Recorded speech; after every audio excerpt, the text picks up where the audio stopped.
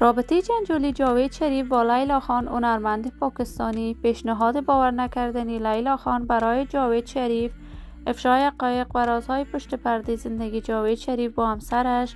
آیا به واقعیت جاوید شریف از همسرش جدا شده است؟ جاوید در کدام کشور زندگی می کند و مصروف چی کار باری است؟ من در این ویدیو پیرامون حقایق همین ماجرا خواهم پرداخت. پس در ادامه با کانال دنیا اینفو باشید.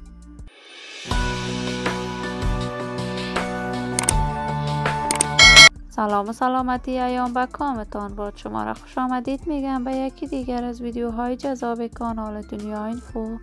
برای دوست شدن با این کانال علامت سابسکرایب را فشار دهید تا از ویدیوهای دیگر کانال دنیا اینفو هم آگاه شوید. جاوید شریف، هنرمند خوش صدای افغان، یکی از چهره‌های مشهور هنری در هنر موسیقی افغانستان بوده است. جاوید علاقه‌مندان و طرفداران فراوان هنری خودش را داشته است، اما ساله آهنگ‌های عاشقانه برای دوستداران صدایش می‌سراید. جاوید شریف در سرودن آهنگ‌های عاشقانه دست والایی داشته است.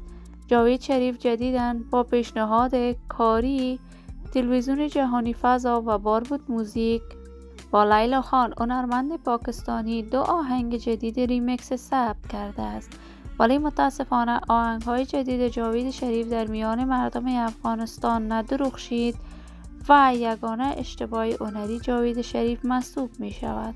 این همه در حالی است که لیلا خان هنرمند پاکستانی علاقه فراوانی در سرودن آهنگ‌های دوگانه با هنرمندان افغانی داشته است. آهنگ‌های دوگانه با زهرا الهام، عالیه انصاری، بیان و نرجو و دیگر هنرمندان افغان سروده است که مورد حمایت و استقبال گرمی قرار گرفته است. اما جالب اینجاست، آیا به واقعیت جاوید شریف از همسرش به خاطر کارهای جالب لیلا خان جدا شده است یا خیر؟ ولی جاوید شریف تاکنون در این باره ابراز نظر نکرده است. ولی من آرزوی موفقیت، سعادت و خوشبختی برای جاوید شریف و لیلا خان، 2 هنرمند مشهور و محبوب، تمنا دارم. عزیزان، شما هم نظریاتتان را در بخش کامنت با من شریک بسازید. اگر تا هنوز عضو کانال دنیا اینفو نشدید، پس برای عضویت با این کانال علامت سابسکرایب را فشار دهید. صحت و سلامتی برای شما نازنینان تمنا دارم. تا درودی دیگر، همه شما خوبان را به الله منان سپرده موفق و کامیاب باشید.